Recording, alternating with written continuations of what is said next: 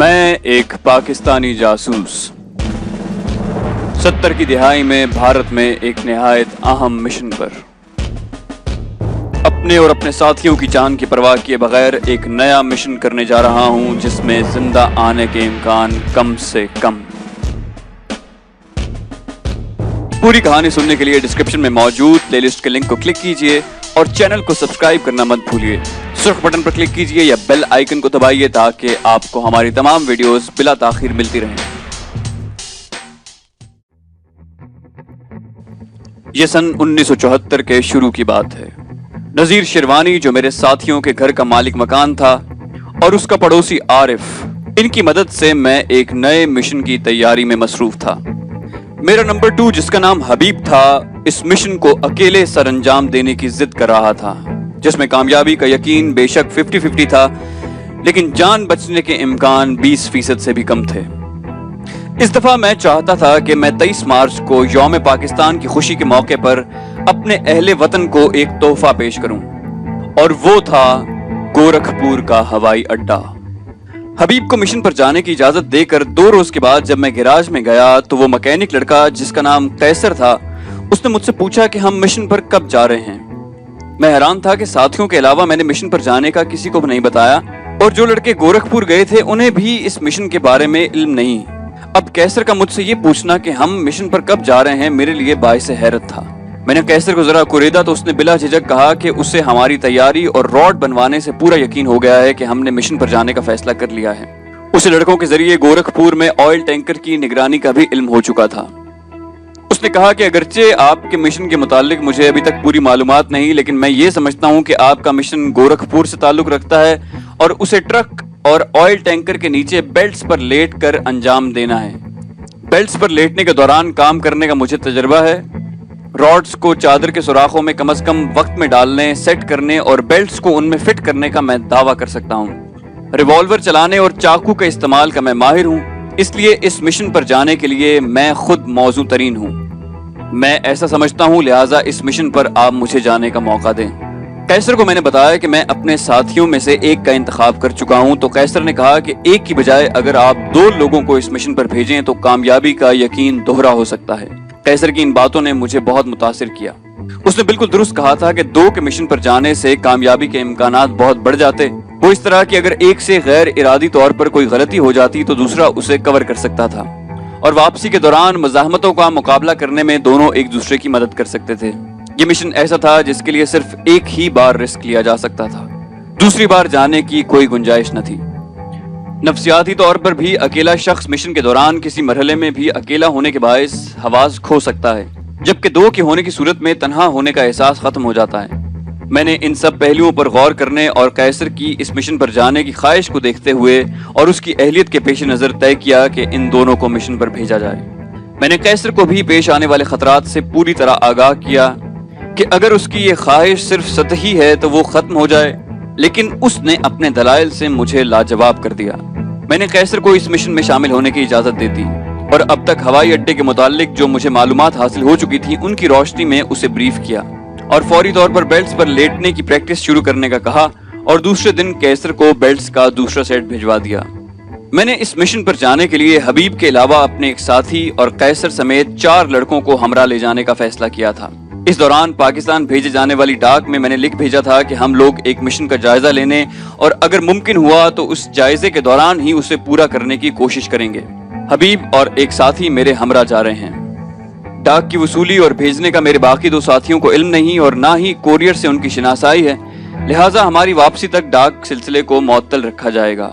वापसी पर हम ट्रांसमीटर के जरिए किसी बुध या इतवार को 10 बजे ओके का सिग्नल देंगे। इस सिग्नल के बाद मामूल के दिनों में डाक का सिलसिला दोबारा शुरू हो जाएगा। मैं अब तक किए गए मिशंस में इस बार सबसे बड़ा ग्रुप अपने साथ लेकर जा रहा था, क्योंकि इस मिशन के दौरान पेश आने वाले मुख्तलिफ मराहिल से हम सब लाइल्म थे और मैं चाहता था कि जरूरत पड़ने पर मैं साथियों की कमी का शिकार न हो जाऊं। सब तैयारियां मुकम्मल करके हम 6 मार्च 1974 को गोरखपुर के लिए रवाना हुए। हमारे पास जाती और जरूरी सामान के अलावा 6 टाइम बम, 8 पिस्टल और सैकड़ों गोलियां थी। गोरखपुर पहुंचकर मैंने एक साथी और लड़कों को मुख्तलिफ औकात में एक ही होटल में ठहराया। हबीब और कैसर ने मेरे हमरा मेरे होटल में कमरे लिए।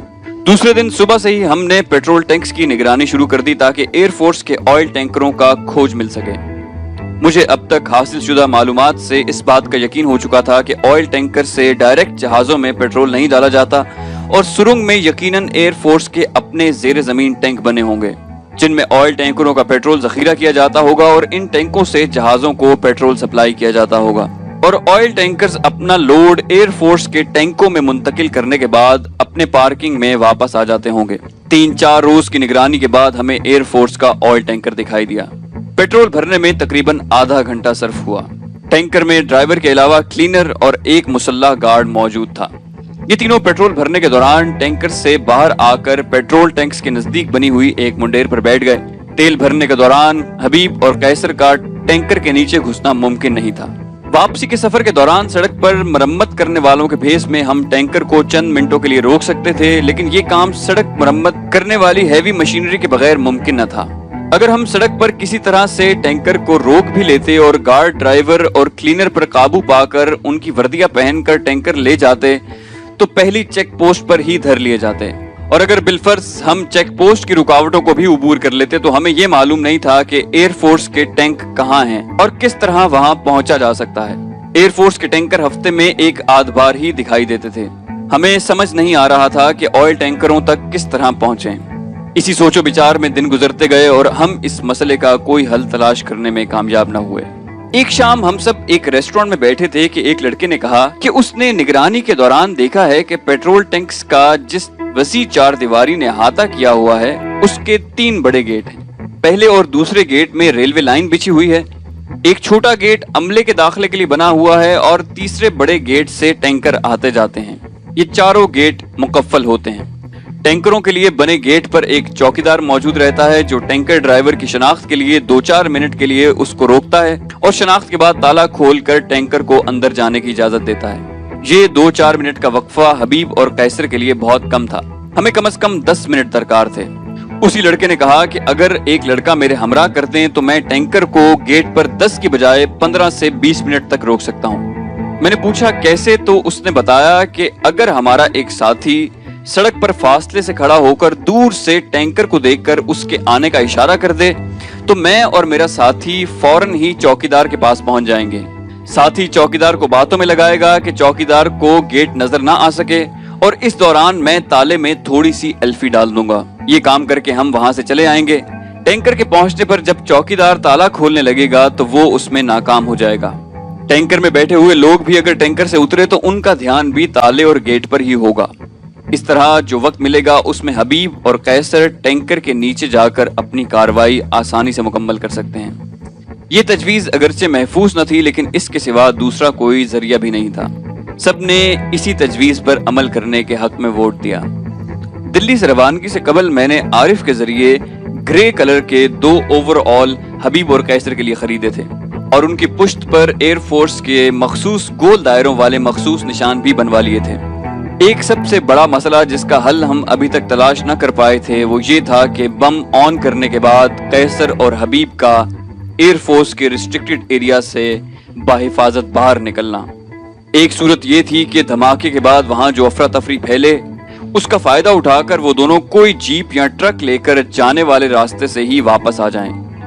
हंगामी हालात में शुरू के 1-2 घंटों के दौरान सख्त से सख्त सिक्योरिटी इंतजामात धरे के धरे रह जाते हैं। मुझे यकीन था कि ऑयल टैंक्स के अलावा एयर फोर्स का आर्सेनल यानी असलहा खाना भी सुरंग के अंदर ही मौजूद होगा। सुरंग में हमारे बम्बों के धमाके से अगर ऑयल टैंक्स ने आग पकड़ ली तो आर्सेनल में भी आग की हिद्दत से धमाके होंगे। जहाज तो यकीनन तबाह हो जाएंगे। सुरंग में असला खाने के आग पकड़ने से धमाकों की शिद्दत और हिद्दत का रुख भी सिर्फ सुरंग के थाने की तरफ होगा और सुरंग के अंदर किसी भी जीरू का बच जाना मुमकिन नहीं। इसलिए हबीब और कैसर का बम्बों के फटने से पहले ही सुरंग से निकल आना बेहद जरूरी था। दूसरी सूरत में दोनों को सुरंग से बाहर आकर पहाड़ पर चढ़ जाना था और छुपते छुपाते लंबा चक्कर काटकर गोरखपुर या दिल्ली पहुंचना था। दोनों ही सूरतों में उनके बचने के इम्कान बहुत कम थे।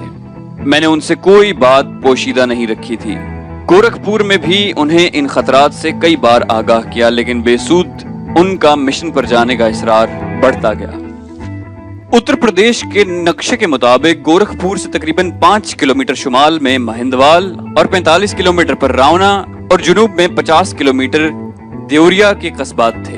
ये सब इलाका सतह मुर्तफा और छोटी बड़ी पहाड़ियों पर मुश्तमिल था।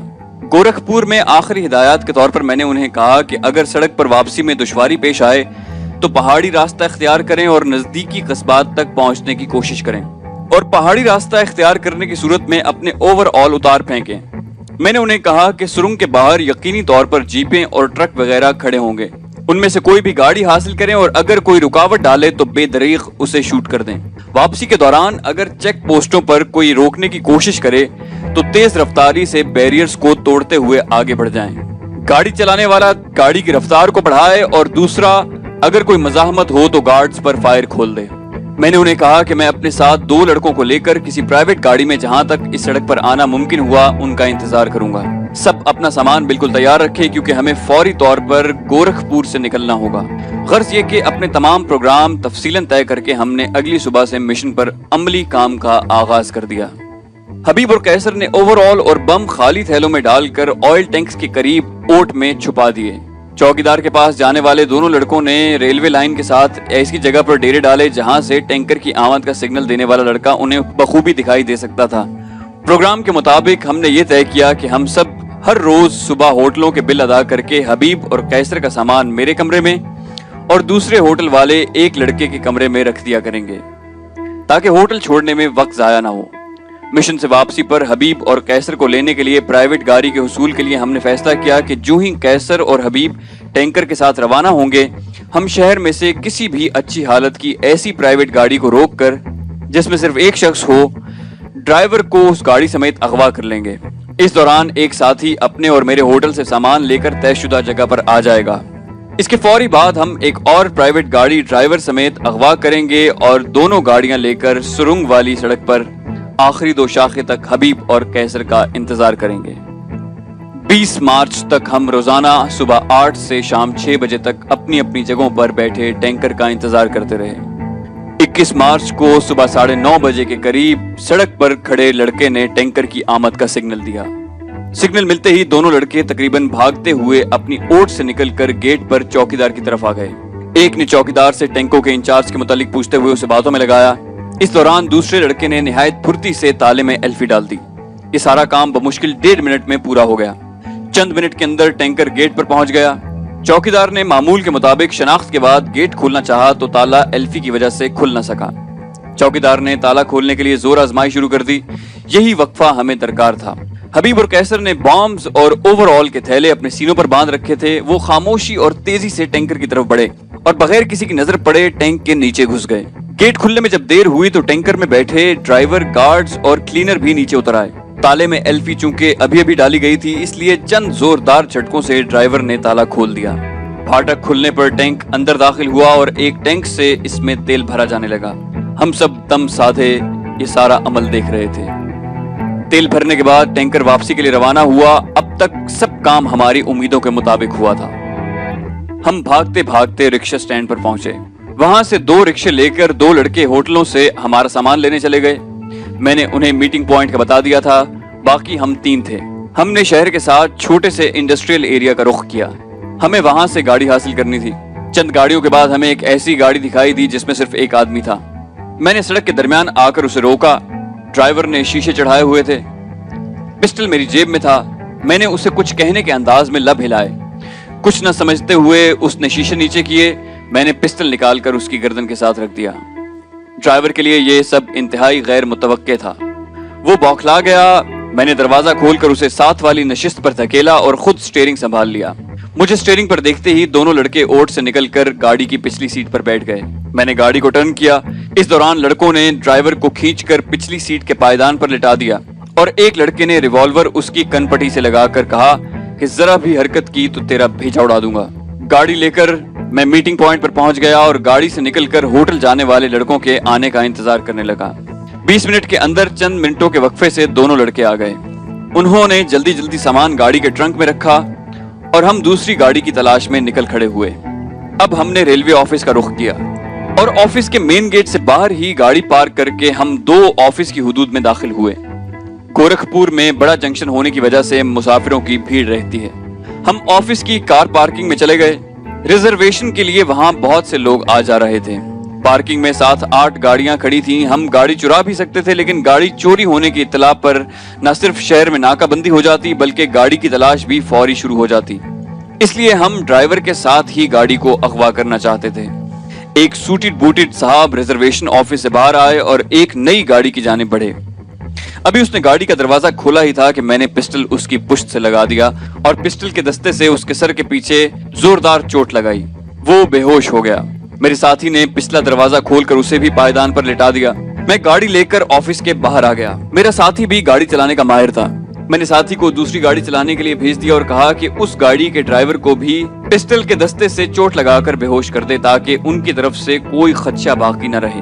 हम कुल 7 अफराद गोरखपुर आए थे। हबीब और कैसर के अलावा हम 5 थे। एक लड़का मेरी गाड़ी में पिछली सीट पर बैठ गया और दूसरी गाड़ी में मेरे साथी के साथ 2 लड़के बैठ गए। हमने अल्लाह का नाम लिया और अपनी गाड़ियां हवाई अड्डे की सड़क पर डाल दी। मैं इस बात का एतराफ करने में कोई झिझक महसूस नहीं करूंगा कि यह मेरा पहला मिशन था जिसमें मैं एडवांस पार्टी में शामिल नहीं था, यानी अमली हिस्सा लेने वालों में मैं शामिल नहीं था। मेरी अपनी हालत ऐसी थी कि मेरे हवास बिल्कुल मुअत्तल हो चुके थे और मैं बिल्कुल एक रोबोट की तरह काम कर रहा था। मेरे साथी और लड़कों की भी यकीनन यही हालत थी। ये पहला मिशन था जिसमें कार्रवाई की जगह और हालात का हमें जरा बराबर इल्म नहीं था। कार्रवाई के बाद हबीब और कैसर के बच निकलने के चांस बहुत कम थे। इस सारी प्लानिंग की जिम्मेदारी मुझ पर थी और मैंने अपने सीनियर से इस मिशन की इजाजत भी नहीं ली थी। हबीब और कैसर आग के समंदर में कूदने गए थे। हबीब और कैसर अगर बखैरियत आ जाते तो इसमें मेरी प्लानिंग का जरा भी हिस्सा ना होता, बल्कि ये सब अल्लाह पाक का रहम और करम होता। एक वक्त पर मुझे ये एहसास होने लग गया कि शायद मैंने अपने नंबर बनाने की ख्वाहिश में हबीब और कैसर को मौत के मुंह में धकेल दिया है। मुझे शिद्दत से एहसास हो रहा था कि मैंने जल्दबाजी में गलत और गैर महफूज प्लानिंग की है।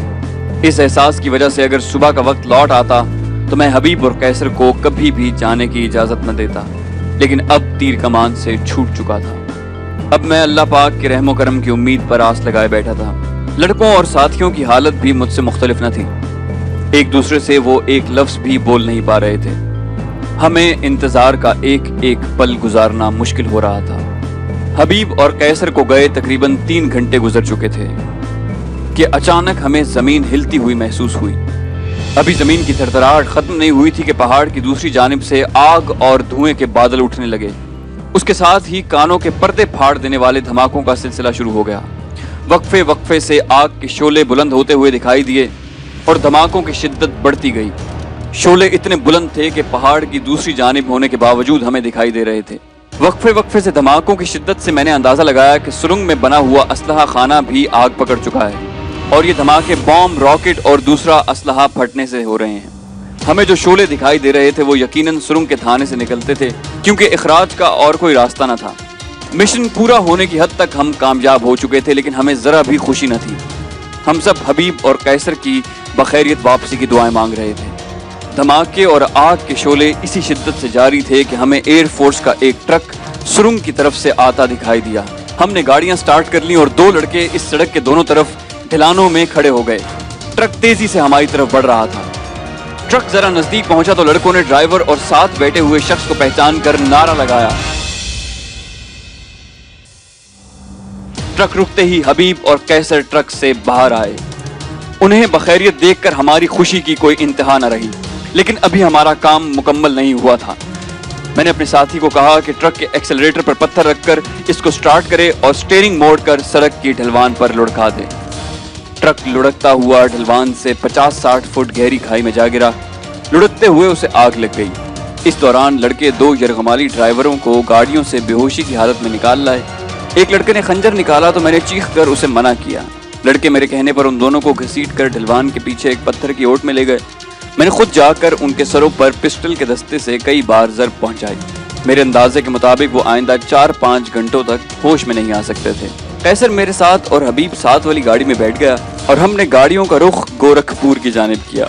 शहर में दाखिले से पहले ही खलीलाबाद की सड़क पर गाड़ियों को तेज रफ्तारी से भगाते ले गए। सड़क टूट फूट का शिकार थी। हम बमुश्किल 1 घंटे में खलीलाबाद पहुंचे। वहां पर हमने दोनों गाड़ियों में पेट्रोल डलवाया, पानी और ऑयल चेक किया और फैजाबाद की तरफ रवाना हुए। फैजाबाद पहुंचने में हमें मजीद 5 घंटे लगे। फैजाबाद में दाखिल होने से पहले हमने गाड़ियां रोककर अपना सामान निकाला। मेरे साथी ने ट्रक लुढ़काते वक्त डीजल से भरा हुआ कैन निकालकर आधा उस ट्रक में उंडेल दिया और आधा अपने हमरा रख लिया। ट्रक से बाहर निकलकर उसने डीजल को आग लगा दी थी और इसी वजह से ट्रक में आग भड़क उठी थी। आधा बचा हुआ डीजल हमने दोनों गाड़ियों के अंदर उंडेला और उसे आग लगाकर तेज तेज कदमों फैजाबाद में दाखिल हो गए। फैजाबाद में रिक्शे लेकर हम रेलवे स्टेशन पहुंचे।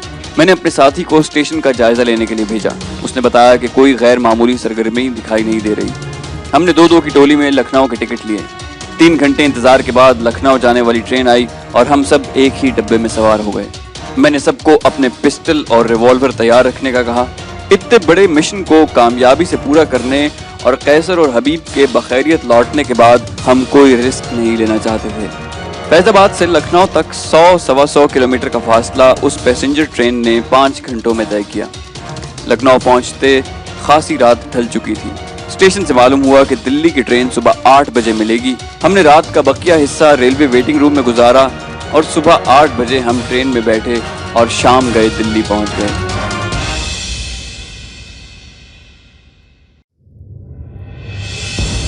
तो दोस्तों, ये थी हमारी आज की कहानी। इसका दूसरा हिस्सा लेकर हम जल्दी हाजिर होंगे। अगर आपको कहानी पसंद आई हो तो इसे लाइक कीजिए, शेयर कीजिए और सब्सक्राइब करना मत भूलिए।